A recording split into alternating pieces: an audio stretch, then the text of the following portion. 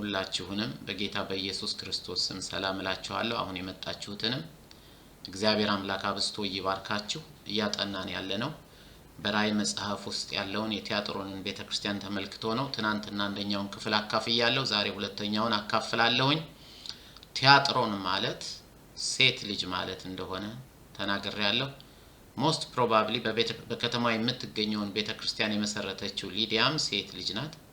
ከተማውንም የምታወከው ነብይ ነኝ የምትለው ኤልዛቤልም ሴት ናት። ጌታ ኢየሱስም አስረግጦ ነብይ ነኝ የምትለውን ሴት ብሎ ነው የተናገረውና ሁላችሁም ከዚህ ብዙ ትማራላችሁ ብዬ አስባለሁ። ስንደርስበት እሱን በደንብ እንፈታዋለን። በተረፈ ግን ጌታ ብዙ ያስተምረናልና ከልብ እንድትከታተሉ ያሬድ አሰፋ ይመር የሚለውን ዩቲዩብ ሄዳችሁ ሰብስክራይብ በማድረግ ለሌሎች በማጋራት ሐሳባችሁንም በመጻፍ እንድታግዙኝ በጌታ ፍቅር አሳስባችኋለሁ። ወደ ትምህርቱ እንሄዳለን። ቃሉን አንብቤ እንቀጥላለን። በቲያጥሮን ላለው ቤተክርስቲያን መልአክ እንዲህ ብለህ ጻፍ። የቤተክርስቲያን መልአክ ምን እንደሆኑ ከዚህ በፊት አስተምሬያለሁኝ። እንደገና ደግሞ በቲያጥሮን የሚለውን ስታነቡ የሚሰጠን ትርጉም ስለ ከተማዋ ስለሆነ ብዙም በዚህ ጉዳይ ላይ አልሄድበትም። ቃሉን አንብቤ ወደፊት እንሄዳለን። እንደ እሳት ነበልባል የሆኑ አይኖች፣ በእሳት ቀልጦ የነጠረ ናስ የሚመስሉ እግሮች ያሉት የእግዚአብሔር ልጅ እንዲህ ይላል። ስራህን፣ ፍቅርህን፣ እምነትህን፣ አገልግሎትህንና ትዕግስትህን አውቃለሁ። ደግሞም ከመጀመሪያው ስራህ ይልቅ የአሁኑ እንደሚበልጥ አውቃለሁ። ይሁን እንጂ የምነቅፍብህ ነገር አለኝ። ነብይ ነኝ የምትለዋን ሴት ኤልዛቤልን ችላ ብለሃታል። እርሷ አገልጋዮቼ እንዲሴስኑና ለጣዖት የተሰዋ ምግብ እንዲበሉ በትምህርቷ ታስታቸዋለች። በመኗ? በትምህርቷ ታስታቸዋለች። የሚያስት ትምህርት ታስታቸዋለች። በኋላ በዝርዝሩ እንመለከተዋለን። ከዝሙቷ ንስሐ እንድትገባ ጊዜ ሰጥቻት ነበር። የንስሐ ጊዜ ሰጥቻት ነበር። እርሷ ግን ፈቃደኛ አልሆነችም። ማን? ኤልዛቤል። ስለዚህ በመከራ አልጋ ላይ ጥላት አለው። ከእርሷም ጋራ የሚያመነዝሩትን ከኤልዛቤል ጋራ ከመንገዷ ንስሐ ካልገቡ፣ መንገዷ ማለት ትምህርቷን ማለት ነው። ንስሐ ካልገቡ ብርቱ ስቃይ ያመጣባቸዋል። ልጆቿንም በሞት እቀጣቸዋለሁ። ከዚያም አብያተ ክርስቲያናት ሁሉ እኔ ልብንና ሐሳብን የምመረምር መሆኔን ይረዳሉ። ለእያንዳንዳችሁም እንደ ስራችሁ እከፍላችኋለሁ። ትምህርቷን ላልተከተላችሁ፣ በጣም ደስ የሚለኝ ነውና፣ ትምህርቷን ላልተከተላችሁና የሰይጣን ጥልቅ ምስጢር ነው የሚባለውን ላልተቀበላችሁ፣ በቲያጥሮን ለቀራችሁት ለእናንተ ግን ይህን እላለሁ፣ በእናንተ ላይ ተጨማሪ ሸክም አልጭንባችሁም። ብቻ እኔ እስክመጣ ድረስ ያላችሁን አጥብቃችሁ ያዙ። ድል ለሚነሳና ስራዬን እስከ መጨረሻው ለሚፈጽም በአሕዛብ ላይ ስልጣን እሰጠዋለሁ። እርሱም በብረት በትር ይገዛቸዋል፣ እንደ ሸክላም ዕቃ ይፈጫቸዋል። ይህም ልክ እኔ ከአባቴ ዘንድ ስልጣን እንደተቀበልሁት ነው። እኔ የንጋትን ኮከብ እሰጠዋለሁ። መንፈስ ለአብያተ ክርስቲያናት የሚናገረውን ጆሮ ያለው ይስማ። አንደኛ ይሄ መልእክት ለሁሉም ቤተክርስቲያን ነው። ይሄን ለነሱ ስፔሲፊክ ቢናገርም በመንፈስ ቅዱስ ትርጉም ለሁሉም የሚጠቅም ስለሆነ ለአብያተ ክርስቲያናት የሚናገረውን ጆሮ ያለው ይስማ። ለእናንተም ለኔም ለሁላችንም በዓለም ላይ ላለነው ክርስቲያኖች ይሄን ትምህርት ለምትሰሙ መንፈስ ለእናንተ እንደሚናገራችሁ መንፈሳዊ ጆሮ ያለው ይስማ። ጌታ ሆይ እናመሰግንሃለን። ክብርና ምስጋና ከዘላለም እስከ ዘላለም በሰማይም በምድርም ለአንተ ለአምላካችን ይሁን። ጌታ ሆይ የቃልህን ፍቺ አስተምረን፣ አስተዋዮችም አድርገን፣ ከቃልህ የተነሳ ክርስቶስን ወደ መምሰል እንድንለወጥ ጌታ ሆይ ጸጋህን አብዛለን። ይሄን የእግዚአብሔርን ቃል ይሄን ያንተን ቃል ወደ ሰዎች ልብ እንዳይደርስ በተለያየ መንገድ የሚያውቀው ክፉ የዲያብሎስ መንፈስ በኢየሱስ ስም ይመታ። የዲያብሎስ ራስ ይቀጥቀጥ። እባብና ጊንጡን ትረግጡ ዘንድ በጠላት ኃይል ሁሉ ላይ ስልጣን ሰጥቻቸዋለሁ ተብሎ እንደተጻፈ እባቡም ጊንጡም ይረገጥ በጌታ በኢየሱስ ስም። ከሰሚዎች ላይ ከልባቸው ላይ ከአይምሯቸው ላይ ይሄን ሐሳብ እንዳይሰርቅ በጌታ በኢየሱስ ስም እንገስጸዋለን፣ እንቃወመዋለን። ጌታ ሆይ አስተምረን። በጌታ በኢየሱስ ስም አምነን ከልባችን እንጸልያለን። አሜን አሜን አሜን። እግዚአብሔር አምላክ ይባርካችሁ። በቲያጥሮን ላለው ቤተክርስቲያን መልአክ እንዲህ ብለህ ጻፍ። በቲያጥሮን ላለው ሲል በኤፌሶን ቤተክርስቲያን ላለው የሚለውን በሰምረኔስ ቤተክርስቲያን ላለው መልአክ ይቅርታ እያልን እንደተነጋገርነው በቲያጥሮን ላለው ቤተክርስቲያን እንዲሁ መልአክ አለው። ምን ማለት ነው ለሚለው ሄዳችሁ የራእይ ምዕራፍ 2 ቁጥር 1 ትምህርት ያስተማርኩትን ታገኙታላችሁ። በባልሳሳት 58ኛው ትምህርት ላይ ነው የምታገኙት። የኔ ዩቲዩብ ላይ ገብታችሁ ይሄ 110ኛው ትምህርት ነው። ስለዚህ ትጠቀማላችሁና ሄዳችሁ ተመልከቱት ፕሊስ። አስተማሪዎች የሆናችሁ ደግሞ ይሄን ጥልቅ የሆነ ትምህርት እንድትሰሙና እንድትከታተሉ በጌታ ፍቅር በትህትና አሳስባችኋለሁ። ልክ አባባሉ እንደ ሌሎቹ አብያተ ክርስቲያናት ሁሉ ተመሳሳይ አጀማመር ነው። ስለዚህ ይሄን ለመረዳት አሁንም ደግሜ ላስታውሳችሁ ራእይ ምዕራፍ 2 ቁጥር 1ን አስመልክቶ የተናገርኩትን በ58ኛው ትምህርት ላይ ታገኙታላችሁና ሄዳችሁት። ልዩነቱ ምንድነው ቢባል ለሌሎቹ አብያተ ክርስቲያናት በሚገኙበት ከተማ ስም እንደተጠሩ ሁሉ ይህቺ ቤተክርስቲያን የምትገኘው በቲያጥሮን ከተማ ነውና በቲያጥሮን ከተማ ላለው ቤተክርስቲያን መልአክ እንዲህ ብለህ ጻፍ። በነገራችን ላይ እዚህ ላይ መልአክ የሚለው ዘሆል አካሉን የቲያጥሮንን ቅዱሳን ነው። እዛም ላይ ሄዳችሁ ታገኙታላችሁ። አንዳንዶች ፓስተሩን ነው ይላሉ። አንዳንዶቹ አንድ መንፈሳዊ ኃላፊነት ያላቸውን ሰዎች ነው ይላሉ። አካሉን ነው። ምክንያቱም አካሉ የተላከ ስለሆነ ለቲያጥሮን የተሰጠ ስለሆነ በቲያጥሮን ውስጥ የጌታን የእግዚአብሔርን መንግስት የሚያሰፋ ሰራተኛ ስለሆነ እዛ ላይ በደም ተብራርቷል፣ ታገኙታላችሁ። ስለዚህ የከተማው ስም ብቻ ነው እንጂ ልዩነቱ እዚህ ላይ መግቢያው ላይ የተባለው አንድ አይነት ነው። የሚገርመው ግን ለእያንዳንዱ ቤተክርስቲያን ራሱን የገለጠበት መንገድ የጌታ ኢየሱስ ክርስቶስ መንገድ የተለያየ ነው። ለምሳሌ ለኤፌሶን ቤተክርስቲያን ምንድነው ያላቸው? 7ቱን ከዋክብት በቀኝ እጁ የያዘው በወርቅ መቅረዞች መካከል የሚመላለሰው እንዲህ ይላል ነው ያላቸው። ለሰምረኔስ ቤተክርስቲያን ሄዳችሁ ብታነቡ የመጀመሪያውና የመጨረሻው ሞቶ የነበረውና ሕያው የሆነው እንዲህ ይላል ነው ያላቸው። ለእያንዳንዱ ራሱን የገለጠበት መንገድ ይለያያል። ለምሳሌ ለጴርጋሞን በሁለት በኩል የተሳለ ሰይፍ ያለው እንዲህ ይላል ነው ያላቸው። ለምን? ምክንያቱም በጴርጋሞን ከተማ የነበረው የሮም መንግስት ምልክቱ ሰይፍ ነበር። የቲያጥሮን ቅዱሳን እስከ ሞት ድረስ ሰምረኔስ ቤተክርስቲያን ቅዱሳን እስከ ሞት ድረስ የታመኑ እንዲሆኑ ስለነገራቸው ሞቶ የነበረው ሕያውም የሆነው እንዲህ ይላል አላቸው። ሕያው ትሆናላችሁ እያላቸው ነው። አሁን ግን ለቲያጥሮን ቤተክርስቲያን ራሱን የገለጠበት መንገድ እንደ እሳት ነበልባል የሆኑ አይኖች ያሉት በእሳት ቀልጦ የነጠረ ናስ የሚመስሉ እግሮች ያሉት የእግዚአብሔር ልጅ እንዲህ ይላል። ከዛ በኋላ ሄዳችሁ ለምሳሌ ለሰርዴስ ቤተክርስቲያን የተነገረውን ብታነቡ 7ቱን የእግዚአብሔር መናፍስት 7ቱንም ከዋክብት በእጁ ያዘው ብሎ ነው የሚያስተዋውቀው። ምክንያቱም ኃይል የመታደስ ኃይል መንፈስ ቅዱስ ስለሚያስፈልጋቸው።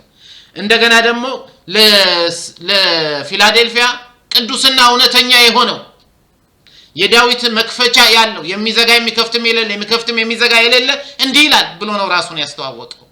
ለእያንዳንዳቸው እንደሚመለከታቸው ለሎዶቅያ ብትሄዱ አሜን የሆነው የነገሮች ሁሉ መጨረሻ ቃል የሚናገረው ማለት ነው። ደግሞም የታመነውና እውነተኛው ምስክር እንዲህ ይላል ነው ያላቸው።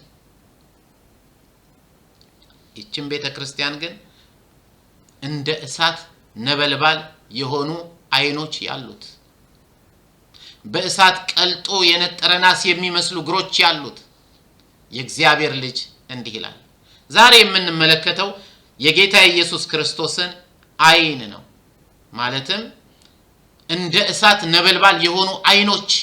ይሄንም በነገራችን ላይ እኔ በማስተምረው በዚህ በዩቲዩብ ላይ ሄዳችሁ ብትመለከቱት እዛ ላይ 42ኛው ትምህርት ይመስለኛል ስለ ጌታ ኢየሱስ ክርስቶስ አይኖች ተናግሬያለሁ።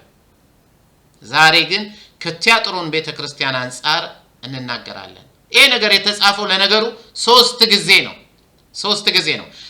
ራዕይ ምዕራፍ 1 ቁጥር 14 ላይ ተነግሯል። እሱን አብራርቻለሁ። 42ኛው ትምህርቴ ላይ ዩቲዩብ ሄዳችሁ ብትፈልጉት ታገኙታላችሁ። ቀጥሎ ደግሞ እዚህ ቦታ ነው የተነገረው ራዕይ ምዕራፍ 2 ቁጥር 18 ላይ እንደገና ደግሞ ራዕይ ምዕራፍ 19 ቁጥር 12 ላይ ይነገራል።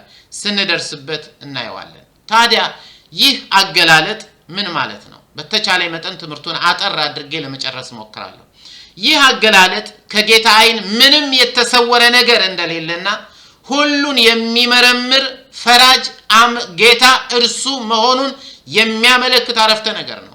ጌታ ኢየሱስ ክርስቶስ መርምሮ የሚፈርድ አምላክ ነው። ሰው እንዳየ ሳይሆን እሱ አይቶ ነገሮችን ተረድቶ የሚፈርድ ጌታ መሆኑን የሚያመለክት ቃል ነው። እንዴት? በቲያጥሮን ከተማ ለነበረችው ቤተክርስቲያን በዚህ መልኩ ራሱን የገለጠበት ምክንያት ጌታ ስራቸውን እንደተመለከተው እንዲያውቁ ይፈልጋል። ስራቸውን እንዳየሁት እንድታውቁ ፈልጋለሁ እያላቸው ነው። እንዲያውቁ ይፈልጋል። ስለዚህ ምን አላቸው? ጌታ ኢየሱስ ክርስቶስ አይኑ እንደ እሳት ነበልባል የሆኑ አይኖች ያሉት ከኔ የሚሰወር ምንም ነገር እያላቸው ነው።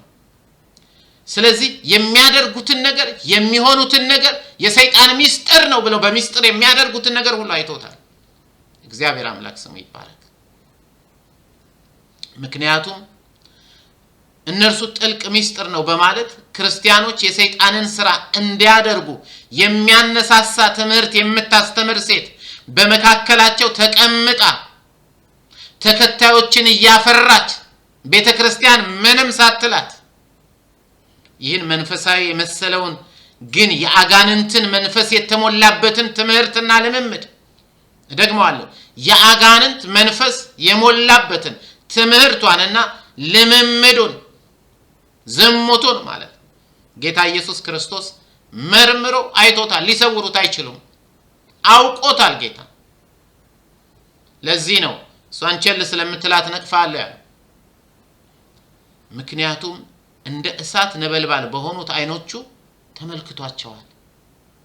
ራዕይ 2:24 ላይ ምን ይላቸዋል? ትምህርቷን ላልተከተላችሁና የሰይጣን ጥልቅ ሚስጥር ነው የተባለውን ላልተቀበላችሁ በቲያጥሮን ለቀራችሁት ለናንተ ግን ይላቸዋል የኤልዛቤልን ትምህርት ያልተከተሉትንም ልምምዷንም የማይፈጽሙትንም በቲያጥሮን የነበሩትን ቅዱሳንም ያውቃቸዋል። ትናንት ነግሬያቸዋለሁ። በዚያ ከተማ እያንዳንዱ የዕደ ጥበብ ስራ ማህበር የራሱ የሆነ ጣዖት የሚያመልክ እንደዚሁም ደግሞ ለጣዖቱ የሚሆን መስዋዕት የሚያቀርብ ከማቅረብም አልፎ በየጣዖት ቤቱ ይዘሙት ስለነበር ቅዱሳን አናደርግም ያሏሉ። ይሄንም በማለታቸው ምን ይጠብቃቸው እንደነበረው በትናንቱ ትምህርት አይተናል። 109ኛውን ትምህርት ሄዳችሁ ማየት ትችላላችሁ። ወንድም ያለም የእግዚአብሔር አምላክ ይባርክ። ስለዚህ ይህን ክፉ ትምህርት ያልተቀበሉትን ጌታ ያውቃቸዋል። በእኛ ቤተክርስቲያን ውስጥ ወይም በእናንተ ቤተክርስቲያን ውስጥ ወይም በሌሎች እያንዳንዱ ክርስቲያን እንዴት እንደሚኖር ትምህርቶችን እንዴት እንደሚያስተናግድ እንዴት እንደሚያስብ እንዴት እንደሚያደርግ እንዴት እንደሚናገር ጌታ ያውቃል። ስለዚህ በጌታ ፊት አንደበታችን እንዳይቸኩል ንጉስ ሰለሞን ተናግሯል። ወደ እግዚአብሔር ፊት በቀረብህ ጊዜ ያለ እግርህን ጠብቅ፣ ብዙም አትናገር። ለምን? እግዚአብሔር ይሰማል፣ እግዚአብሔር ያያል። ስለዚህ እነዚህን ቅዱሳንን የኤልዛቤልን ትምህርት የሚከተሉትን ያውቃቸዋል፣ የማይከተሉትንም ያውቃል። ምክንያቱም እነዚህ ነበልባል አይኖች ሁሉን ያሉና ከነርሱ ሊሰወር ወይም ደብቅ ያስቀረዋለሁ ባፌ ገና አልተነገረም የምንለው የምናስበው ነገር እንኳን ቢኖር ጌታ ያያል። ስለዚህ ምን አላቸው? ጌታ ያያለው ያየው ነው። የዚህ ጻድቅ ፈራጅ ጌታ አይኖች የሚመለከቱት ድርጊትን ብቻ አይደለም፣ የውስጥ ሞቲቭን ያሉ የተሰወረውን የውስጥን የልብን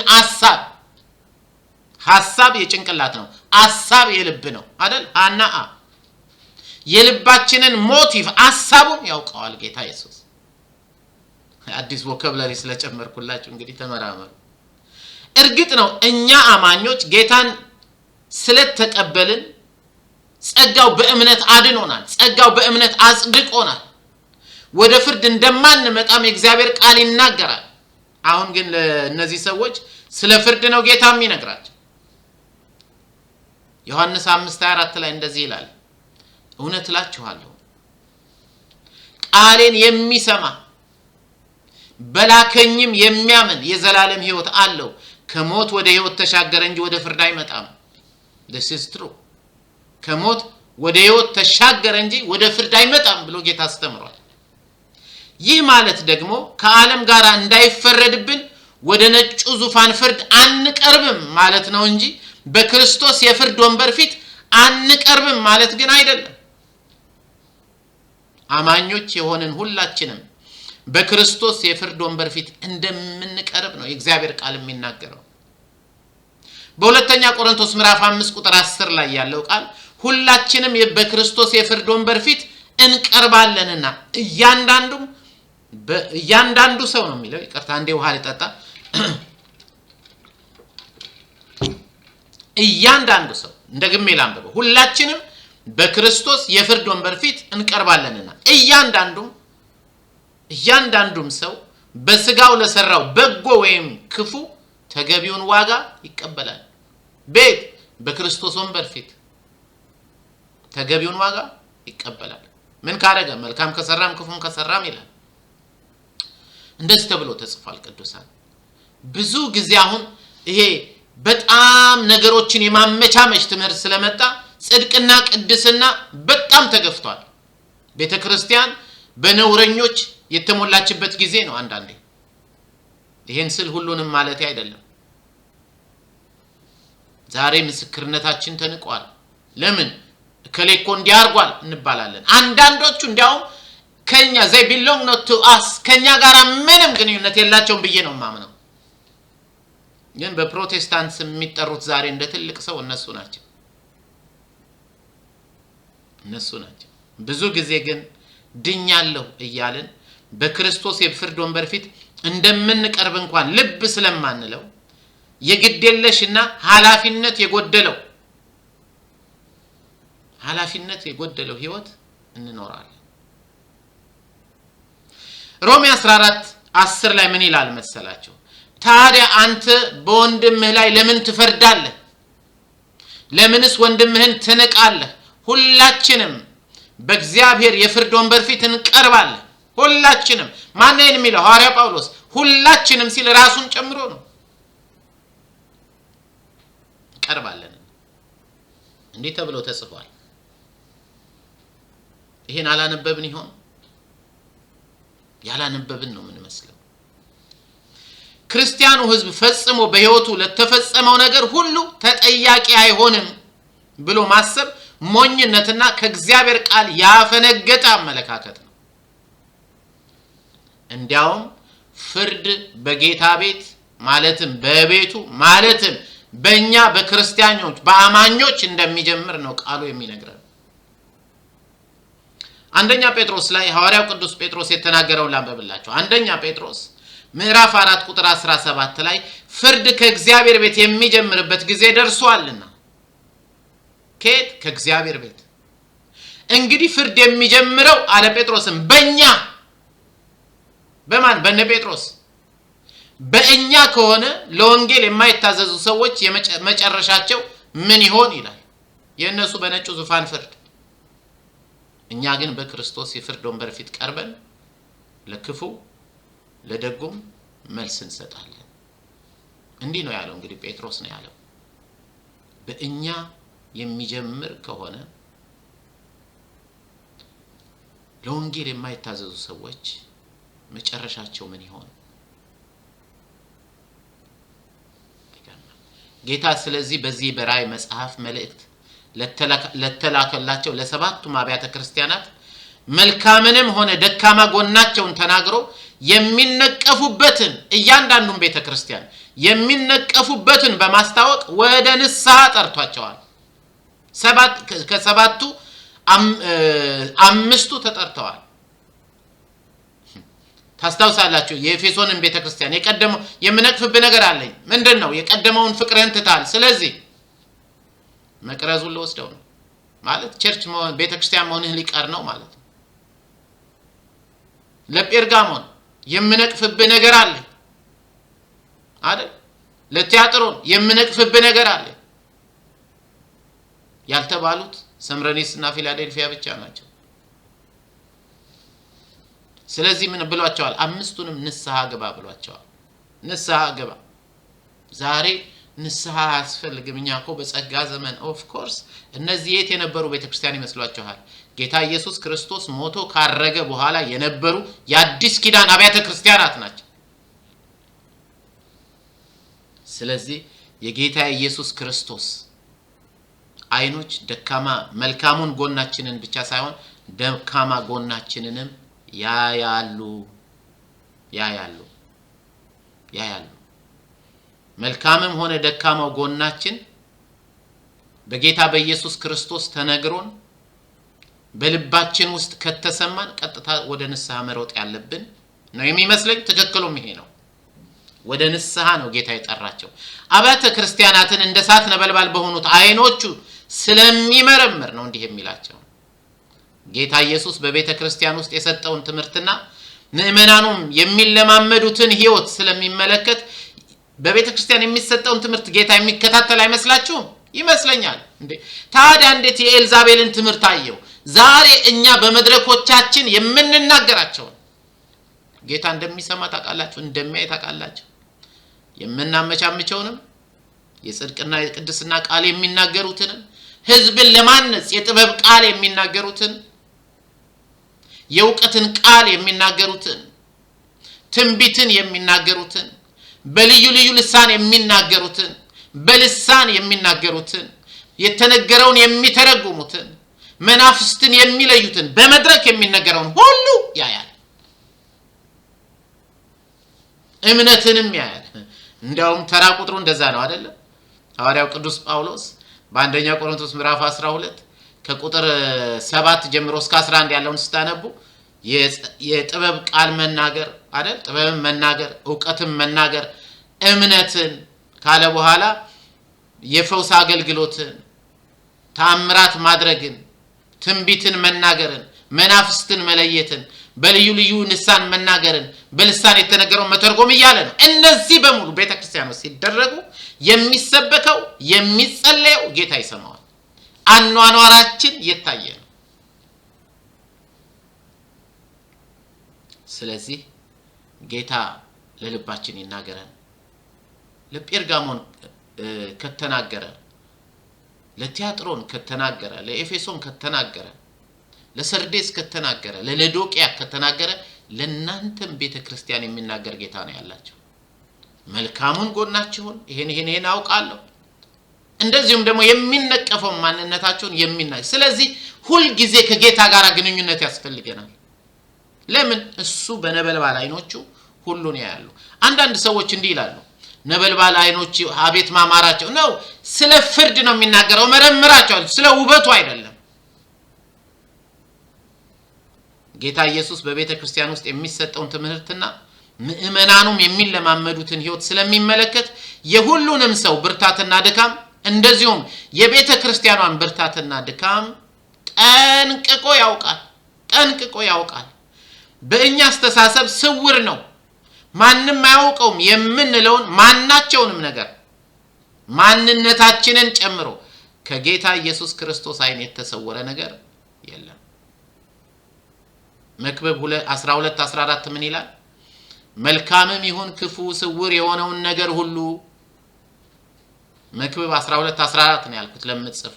መልካምም ይሁን ክፉ ስውር የሆነውን ነገር ሁሉ አንድ ሳይቀር ነው የሚለው። ማንኛውንም ስራ እግዚአብሔር ወደ ፍርድ ያመጣዋልና አንድ ሳይቀር። ስለዚህ ጌታ ከመፍረዱ በፊት ከአንደበታችን የሚወጣውን ቃላችንን፣ በስውርም ሆነ በግልጽ በተግባር የምንገለጠው ስራችንን፣ ጥልቅ የሆነውን በልባችን የተሰወረውን ሐሳባችንን፣ በልባችን ያለውን ሐሳብ ማለት ነው ይመረምራል። የጌታ ፍርድ የሚመጣው በምንናገረው ቃል፣ በምንተገብረው ስራና በምናስበው ሐሳብ ነው። 3 ጥቅሶችን ዝም ብዬ ላንብባችሁ። አንደኛ ጌታ ይሄን በእኛ ቤተክርስቲያንም አዲስ ሲመጡ ተከታታይ ትምህርት ከማስተምራቸው ሰዎች አንዱ ይሄ ነው። አንደኛ እንደ ቃላችን ይፈርዳል። ነገር ግን እላችኋለሁ ማቴዎስ 12:36 ነገር ግን እላችኋለሁ ሰዎች ስለተናገሩት ስለ ከንቱ ቃል ሁሉ በፍርድ ቀን ይጠየቁበታል። መቼ? በፍርድ ቀን። ምክንያቱም ከቃል የተነሳ ትጸድቃለህ፣ ከቃልም የተነሳ ይፈረድብሃል ይላል። እንደ ስራችን ደግሞ እንደሆነ ጴጥሮስ ይናገራል። አንደኛ ጴጥሮስ 1:17 ላይ ለሰው ሳያዳላ ለእያንዳንዱ እንደ ስራው የሚፈርደውን ጌታ ብላችሁ ብትጠሩ ከሆነ ነው የሚለው። በዚህ በእንግድነታችሁ ዘመን በፍርሃት ኑሩ ይላል። አንደኛ ጴጥሮስ ምዕራፍ 1:17 ላይ አይደል? እንደ ስራችሁ ይላል። እንደ ሐሳባችን መሆኑን ደግሞ ሐዋርያው ጳውሎስ ይናገራል። ሕግ የሌላቸው አሕዛብ እንኳን ሕግ የሚያዘውን ነገር በተፈጥሮ ሲያደርጉ ሕግ ባይኖራቸውም እነርሱ ራሳቸው ሕግ ናቸው። ሕሊናቸው ስለሚመሰክር፣ ሐሳባቸው ስለሚከሳቸው፣ ደግሞም ስለሚከላከላቸው የሕግ ትእዛዝ በልባቸው የተጻፈ መሆኑን ያሳያሉ። ይህም ይላል በወንጌል እንደማስተምረው እግዚአብሔር በሰው ልብ የተሰወረውን በክርስቶስ በኩል የሚፈርድበት ዕለት ግልጽ ይሆናል ይላል። የዚያን ጊዜ በልባችን ያለው ግልጽ ይሆናል ጌታ በሚፈርድበት ጊዜ ያለ ነው። አሁንም በቲያጥሮን ቤተክርስቲያን የነበሩት ሰዎች በሐዋርያትና በነቢያት መሰረት ላይ ተመስርተው እምነታቸውን የሚገነቡትና ከኤልዛቤል ትምህርት የተነሳ ስተው እየረከሱ የነበሩትን ከነርኩሰታቸው ጌታ የሚለያቸው እንደ እሳት በሆኑት በነበልባል አይኖቹ ነው። ስለዚህም ጌታ ኢየሱስ በደንብ እንደተመለከታቸውና እርሱ የማያውቀው ማንነት እንደሌላቸው እንዲያውቁ ስለፈለገ ጌታ ኢየሱስ ክርስቶስ ራሱን ለእነርሱ ያስተዋወቀበት መንገድ እንደሌሎቹ አይደለም። እንደ እሳት ነበልባል የሆኑ አይኖች ያሉት፣ በእሳት ነጥሮ እንደነጠረ ናስ የሆኑ እግሮች ያሉት የሚረግጥ ማለት ነው። እሱም የፍርድ ምልክት ነው። የእግዚአብሔር ልጅ እንዲህ ይላል ነው ያላቸው። አይቼዋለሁ። እግዚአብሔር ምሕረቱን በእኛ ላይ ያብዛ። የእግዚአብሔር ስም ብሩክ ይሁን። ስለዚህ ጌታ ኢየሱስ በደንብ እንደተመለከታቸውና እርሱ የማያውቀው ማንነት እንደሌላቸው እንዲያውቁ ስለፈለገ ጌታ ኢየሱስ ክርስቶስ ራሱን ለእነርሱ እንደ እሳት የሆነ ነበልባል አይኖች ያሉት እንዲህ ይላል። ብዙ ጊዜ ይሄን እኛ ስለ ጌታ ስናወራ አይኖቹ እንደሚያምረው አቤት ውበቱ እያለ ነው። አቤት ማስፈራቱ ብላችሁ ወሰዱት ከዛሬ ጀምሮ። ጌታ ኢየሱስ ክርስቶስ በዚህ ቃል ዛሬ ለኛም ይናገረናል። እኛም የተሰወረ ማንነት በእርሱ ፊት የለንም። አንደኛ ቆሮንቶስ 3 ላይ ከ12 እስከ 14 እንዲህ ይላል። ማንም በዚህ መሰረት ላይ በወርቅ ወይም በብር በከበረ ድንጋይ ወይም በእንጨት ወይም በሳር ወይም በአገዳ ቢያንጽ ስራው እንዴት እንደሆነ ይታያል። በማን? በጌታ በነበልባል አይኖቹ። በቤተ ክርስቲያን ያላችሁ ተሳትፎ፣ ለወንጌል የምታደርጉት የምስክርነት አይነት፣ የምናደርገው ነገር ሁሉ በምንም ቢሆን በቤተ ክርስቲያን ባለን የምንሰራው ስራ፣ ከቅዱሳን ጋር ባለን ህብረት የምንተጋው ትጋት ጠቅላላ በእሳት ስለሚገለጥ እሳቱን የእያንዳንዱን ሰው ስራ እና እምነት ይፈትነዋል። ማንም የገነባው ስራ ቁጥር 14 ላይ ቢጸናለት ሽልማቱን ይቀበላል። የተቃጠለበት ግን ሽልማቱ ይቀርበታል። እርሱ ራሱ ግን ይድናል። ይሁን እንጂ የሚድነው በእሳት ማለት በጌታ በነበልባል አይኖቹ ፊት አልፎ በእሳት በጭንቅ እንደሚድን ሆኖ ነው ይላል። በጭንቅ እንደሚያልፍ ነው የሚለው መደበኛው ትርጉም ሆኖ ነው። ስለዚህ ጌታ ኢየሱስ ሃይማኖታዊ ሥርዓቶችን በመፈጸም ብቻ ጌታ ኢየሱስ ክርስቶስን መሸወድ አይቻልም። ሲዘመር ብንከባለል ልብን የሚያይ ጌታ ሁሉን ያያል። ስለዚህ ጌታ ኢየሱስን ሃይማኖታዊ ሥርዓቶችን በመፈጸም ብቻ መሸወድ አይቻልም። እነዚህ አይኖች ሁሉን ቃላችንን፣ ስራችንን፣ በልባችን ያለው ሞቲቫችንን ስለሚያዩ ጌታን መሸወድ አይቻልም። ሁሉም በዚህ ሰዓት ይፈተናሉ። ስለዚህ ሚስጥር ነው ብለው እነሱ ኃጢአትን ቢለማመዱም ጌታ አይቷቸዋል። በቲያጥሮን ከተማ የታወቀው ጣዖት አፖሎ ይባላል። ትናንትና ተናግሬዋለሁ። እነርሱ እንደሚሉት ከሆነ የሙዚቃና የአርት አምላክ ብቻ ሳይሆን የብርሃን አምላክ ነው ይሉታል አፖሎን። አፖሎ የተሰወረውን ገላጭ የትንቢት አምላክ ነው የሚሉም ነበሩ። አሁን ግን ጌታ ይህን በከተማ የነበረውን አመለካከት በሚሽር ገለጻ በዮሐንስ አማካይነት ለቤተ ክርስቲያኗ መልእክት ያመጣላቸው እርሱ ሁሉን የሚገልጥና እርሱ ብርሃን የሆነና የተሰወረውን ሳይቀር የሚመለከት ብርሃን የሆኑና አይኖቹ እንደ እሳት ነበልባል የሆኑት ጌታ ኢየሱስ ብቻ እንደሆኑ እንዲያውቁ ይፈልጋል። ዮሐንስ 3 ላይ ትዝ ይላችኋል። ዮሐንስ 3 ቁጥር 20 እና 21 ክፉ የሚያደርግ ሁሉ ብርሃንን ይጠላል። እነሱ ሚስጥር ነው ማለት ጀምረዋል። ብርሃንን ጠልተዋል። አድራጎቱም እንዳይገለጥበት ወደ ብርሃን አይመጣም። ቁጥር 21 ምንድነው የሚለው? በእውነት የሚመላለስ ግን ስራው በእግዚአብሔር የተሰራ መሆኑን በግልጽ ይታይ ዘንድ ወደ ብርሃን ይመጣል።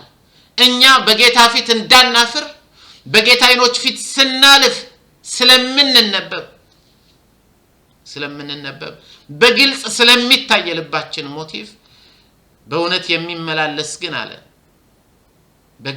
በእውነት የሚመላለስ ግን ስራው በእግዚአብሔር የተሰራ መሆኑን ግልጽ ሆኖ ይታይ ዘንድ ወደ ብርሃን ይመጣል ይላል። እግዚአብሔር የተመሰገነ ይሁን። ኤፌሶን 5 ከ8 እስከ 14 ረጅም ስለሆነ እናንተ አንብቡት። ኤፌሶን 5 ከ8 እስከ 14 እኛ ብርሃን እንደሆነ ራሳችን የሚናገረው ስፍራ ላይ ማለት ነው። እኔ ይሄን የራእይን መጽሐፍ ሳጠና ካነበብኳቸውና ካጠናኋቸው መጽሐፍቶች መካከል ፍሪትስ ግሩንስቫልድ የሚባሉ ሰው የጻፉትን የራእይን ትርጓሜ ነው አንዱ። እሳቸው በዚህ ቦታ ላይ ምን ይላሉ? እኛ በእርሱ ፊት ማለት በጌታ ፊት እንደተከፈተ መጽሐፍ ነን ይላሉ። እኛ በፊቱ እንደተከፈተ መጽሐፍ ነን። ይሄ መጽሐፍ የተከፈተ ነው። ማንበብ እችላለሁ። ይሁን እንጂ የምነቅፍብ ነገር አለኝ። ነብይ ነኝ የምትለዋን ሴት ኤልዛቤልን ችላ ብላታል። የተጻፈው እንደማነበው ጌታ ኢየሱስ ክርስቶስ ልባችንን ያነባዋል እያሉ ነው ፍሪትስ ግሩንስቫይግ ማለት ነው። ጌታ ኢየሱስ ክርስቶስ አካሄዳችንን ይመለከታል። ማለትም በአንደበታችን ቅድም እንዳልኩት የምንናገረውን ሰምቷል። በስራችን የምንተገብረውን ተመልክቷል። እንደዚሁም በልባችን የተሰወረውን አውቆታል። ስለዚህ መዝሙረኛው እንዳለው መዝሙረኛው እንደጻፈው በመዝሙር 139 ላይ ቁጥር 23 እና 24 ምንድነው የሚለው? እግዚአብሔር ሆይ መርምረኝ። ራሳችንን ለምርመራ ማቅረብ አለብን። እግዚአብሔር ሆይ መርምረኝ፣ ልቤንም እወቅ፣ ፈትነኝ፣ ሐሳቤንም እወቅ፣ የክፋትን መንገድ በውስጤ ቢኖር እይ፣ በዘላለም መንገድ ምራኝ። ምን አይነት የትህትና ጸሎት ነው! እኔ አላቅም።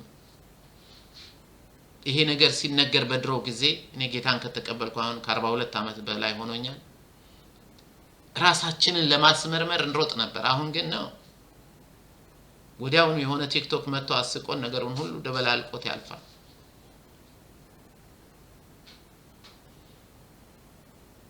እግዚአብሔር ሆይ መርምረኝ። በነበልባል አይኖች ጌታ ኢየሱስ ልቤን እወቅ፣ ፈትነኝ፣ ሐሳቤንም እወቅ፣ የክፋት መንገድ በውስጤ ቢኖር በዘላለም መንገድ ባክህን ምራኝ። የክፋት መንገድ በውስጤ ቢኖር ይላል ተመልከት ካለ በኋላ በዘላለም መንገድ ምራኝ። አሜን። ለሁላችንም ይሁን። ጌታ ሆይ በዘላለም መንገድ ምራን፣ ፈትነን፣ የልባችንን ሐሳብ አውቅ፣ ተናገረን። ያለሁበትን መንፈሳዊ ሁኔታ ንገረኝ ጌታ ሆይ። ያለንበትን መንፈሳዊ ህይወት እና ኑሮ ንገረን ጌታ ሆይ። የሚሰማ ልብ ጆሮ፣ የሚያስተውልም ልብ ስጠን ጌታ። ስለዚህ እንዲህ እንዳለው ዘማሪው መዝሙረኛው እያንዳንዳችን ዘወትር ራሳችንን በጌታ ፊት ልንመረምር ይገባል። ምክንያቱም ጌታ በሰው ውስጥ የተሰወረውን ማንም ሳይነግረን ስለሚያውቅ፣ ማንም ሳይነግረውም ስለሚያውቅ በእኛ በፊቱ ቀለን ወይም ረክሰን እንዳንገኝ ራሳችን መመርመር ጥሩ ነው። ጌታ ኮስ አሁን አንዳንድ ቦታ ነቢያት ጋር ሲሄዱ ነቢያት ከተባሉ ችግራችሁን ጽፋችሁ ነው ነብዩ ያነበዋል ይባላል። ከዛ በኋላ በተለያየ መንገድ እንዲነበብ ይደረጋል። ከዛ በኋላ ወጥቶ ይዘረዝርላችሁ። ጌታ ያስፈልገውም የውቀትን ቃል መናገር ለሰው የሰጠ መንፈስ ቅዱስ የውቀት ቃል በሱ ውስጥ አለ። የተሰወረውን ያያል። ጽፋችሁ ነውና ላንበው አይልም ጌታ።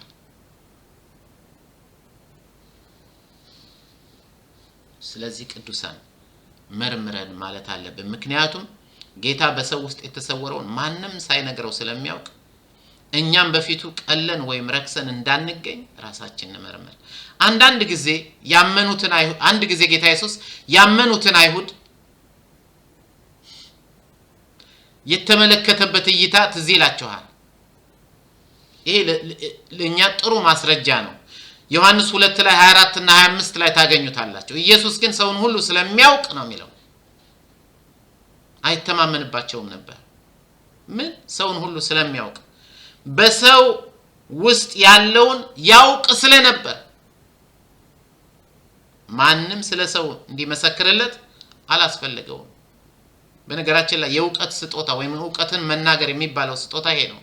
ማንም ሳይናገር ጌታ ከገለጠላችሁ ልክ አናንያ የት እንደሚኖር ቤቱ ሳይቀር በቆዳ ፋቂው በሲሞን ቤት እንዳለ የሰፈሩን የስትሪቱን ጠቅላላ ለአናንያ ነግሮት ጳውሎስ ጋር እንደላከው ማለት ነው። ጌታ ማንም እንዲነግረው ያስፈልግ ሁሉን ያውቃል። ይሄ ስጦታ ለቤተ ክርስቲያን አሁንም ይብዛልን። እየጨረስኩ ነው ቅዱሳን። ሰው የሚናገረውና የሚያስበውን ለይቶ መረዳት የሚችል አምላክ ነው። ንግግሬና በውስጥ ያለው ሞቲቭ እንኳን ቢላይ ጌታ ያውቃል። ኤልዛቤልና ተከታዮቿ ግን እግዚአብሔር ምንም የማያይ እስከሚመስል ድረስ ሚስጥር ነው በማለት የድፍረትን ኃጢአት በቤተ ክርስቲያን በክርስቲያኖች ህብረት መካከል እስከ መፈጸም ደርሰው ነበር። እግዚአብሔር ግን ሁሉን ስራቸውን ተመልክቷል። ሐሳባቸውንና ቃላቸውን መርምሮ ንስሐ እንዲገቡ ጥሪ አቅርቦላቸው እሷ ግን እምቢ አለች። ንስሐ እንድትገባ ጊዜ ሰጥቻት ነበር አለ ጌታ ኢየሱስ። እሷ ግን እምቢ አለች። ከዛ በኋላ ፍርድ ነው የሚናገረው። እሷን ባልጋ ላይ እንደሚጥላት ልጆቿን እንደሚገድል አይደል? እንደዛ ነው የሚለው። ስለዚህ ጌታ ወደ ማስተዋል ይመልሰን። እግዚአብሔር የንስሐ ጥሪ ሰጥቷቸው ነበር። መንፈስ የሚለውን ሰምተው እሺ ቢሉና ቢመለሱ ድል ከሚነሱት ወገን ይሆናሉ። ካላደረጉት ግን ይጎዱበታል። ይህ የእሳት ነበልባል በሚመስሉት አይኖቹ የሚያደርገው እይታው ለመልካምም ሆነ ለጉዳት ሊሆን ይችላል። መልካም ላደረጉት ለሽልማት ያበቃቸዋል። ይህ እንደ እሳት ነበልባል ያሉ አይኖች ያለው ጌታ ነው። እንግዲህ ለዚች ቤተክርስቲያን ያለውን አመለካከት ከመጨረሱ በፊት ለቲያጥሮን ቤተክርስቲያን እንዲህ የሚላቸው ቁጥር 23 ላይ አብያተ ክርስቲያናት ሁሉ ይላቸዋል። አብያተ ክርስቲያናት ይሄ የነበልባል አይኖች ያሉት እንደ እሳት ነበልባል የሆኑ አይኖች ያሉት ጌታ መልእክቱን ሊጨርስል ምን ይላቸዋል? አብያተ ክርስቲያናት ሁሉ እኔ ልብንና ሐሳብን የምመረምረው መሆኔን ይረዳሉ ነው የሚለው። ለእያንዳንዳቸውም እንደ ስራቸው ከፍላቸዋለሁ ነው የሚለው። በምኑ? በነበልባል አይኖቹ። እኔ ቃሉን ላንብበው። አብያተ ክርስቲያናትም ሁሉ እኔ ልብንና ሐሳብን የምመረምር መሆኔን ይረዳሉ። ከየት? ከቲያጥሮን መልእክት ትምህርት የተነሳ ለእያንዳንዳቸው እንደ ስራቸው ከፍላቸዋለሁ። ስለዚህ የእነዚህ እንደ እሳት ነበልባል የሆኑ አይኖች ስራቸው የቅዱሳንን ሕይወት መመርመርም ጭምር ነው።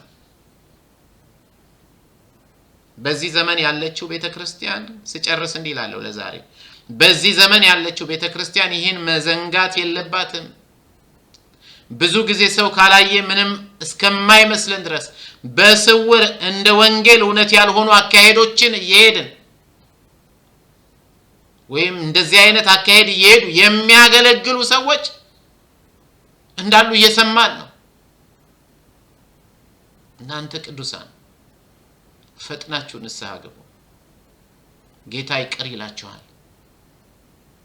ሰው እስካላየ ምንም አይደለም ብላችሁ የገባችሁበት መንገድ እንደ ኤልዛቤል የሚጎዳ መንገድ ነው። በነገራችን ላይ ኤልዛቤል የእውነት ስሟ ሳምባዝ ነው፣ የታሪክ መጽሐፍ ላይ እንደተጻፈው። ግን ጌታ ኤልዛቤል ብሎ የጠራት ያቺ ወደ የአህዛብን አምልኮ ወደ እስራኤል ያስገባች በሷ ስም የጠራት እችም ደግሞ የተሳሳተን ትምህርት ወደ ቤተክርስቲያን ያስገባች ሴት ነች፣ እቺ ሳምባዝ የምትባለው።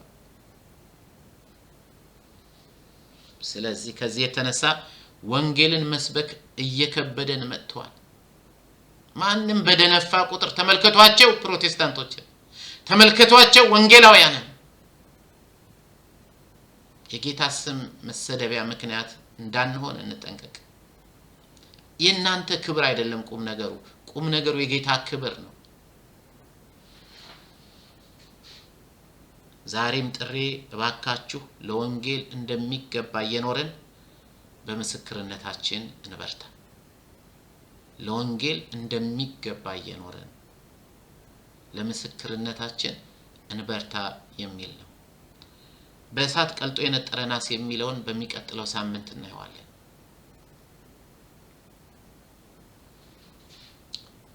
እዛው መዝሙር 139 ላይ ምን ይላል?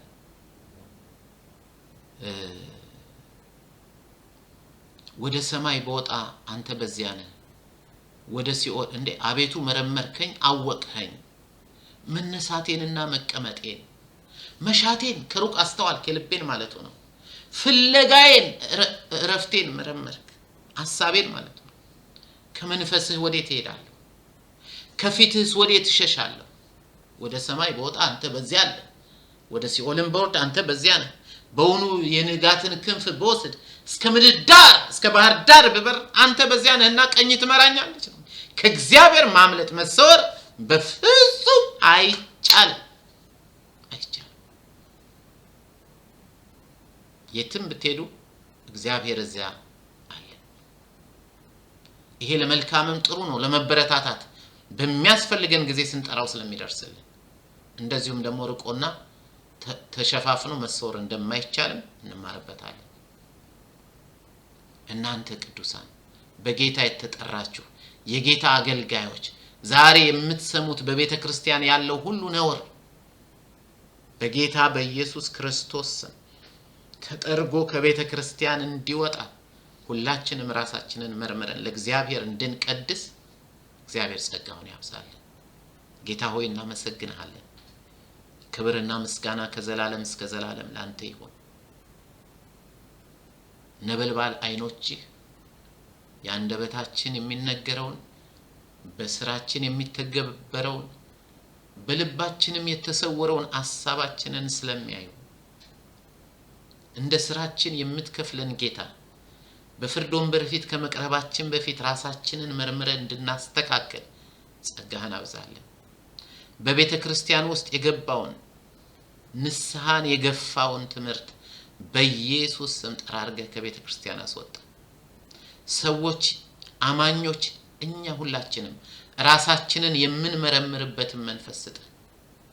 አንተ 7 አይኖች ያለው በዓለም ሁሉ የምታይ ካንተ የተሰወረ ምንም የሌለ ጌታ እባክህን ቤተ ክርስቲያንን ከተኛችበት ቀስቅሳት። ወደ ማስተዋል መልሰን ለዚህ የሚመችን ነገር ያመቻመቼ ወደ ቤተክርስቲያን ያስገባ ክፉ በኢየሱስ ስም ከቤተክርስቲያን ይውጣ። በነገራችን ላይ ቅዱሳን ኢሳይያስ ምዕራፍ 27 ላይ ያለው ሌዋታን የሚባለው ሰይጣን እሱንም አንድ ቀን ቢመቸኝ ያካፈላቸዋለሁ። ዋናው ስራው ማደናገር ነው። ትልቁ ስራው በቃ ማምታታት፣ ማደናገር፣ ነገሮችን በደንብ እንዳናስተውላቸው ማድረግ ነው። እግዚአብሔር አምላክ ሆይ አንተ እርሱን ቀጥቀጠ ለኢትዮጵያ ሕዝቦች ምግባቸውን ሰጣቸው ተብሎ እንደተጻፈ መንፈሳዊ ምግባችንን ትሰጠን ዘንድ ድንግርግራችንን እንዳገር ያመጣብንን መደናገር፣ መደበላለቅ፣ የቋንቋ መደበላለቅ በቤተ ክርስቲያን ቋንቋችንን የደበላለቀውን ሌዋታንን ትመታው ዘንድ እንጸልያለን። በጌታ በኢየሱስ ስም የተወጋ ይሁን። ስምህ በራሪውን እባብ ወጋች ተብሎ እንደተጻፈ ጌታ ሆይ ይህን ቃል ወደ ሰዎች ልብ እንዳይደርስ የሚከላከለውን ሁሉ በኢየሱስ ስም ክፉን መንፈስ ውጋው። ሰዎችን ግን ይህን የሚያደርጉትን በምህረት ያቸው፣ ወደ እውነት መልሳቸው። ስለ ሁሉም እናመሰግናለን። በጌታ በኢየሱስ ክርስቶስ ስም አምነን ከልባችን እንጸልያለን። አሜን አሜን አሜን። እግዚአብሔር አምላክ ይባርካችሁ፣ የጌታም ጸጋ ይብዛላችሁ። ያሬድ አሰፋ ይመር በሚለው ዩቲዩብ ላይ ገብታችሁ ትምህርቱን እንድትከታተሉ የተቀረውንም ለሌሎችም እንድታጋሩ በጌታ ፍቅር አሳስባችኋለሁ። ሰኞና ማክሰኞ ሁሉ ጊዜ በዚህ ሰዓት የማስተምረውን እንግዲህ ቀጥላለሁ። ጌታ ቢፈቅድ እኛም ብንኖር የዛሬ ሳምንት በእሳት ቀልጦ የነጠረ ናስ የሚመስሉ እግሮቹ የሚለውን እናያለን። መልካምና የተባረከ ምሽት ይሁንላችሁ። ተባረኩ።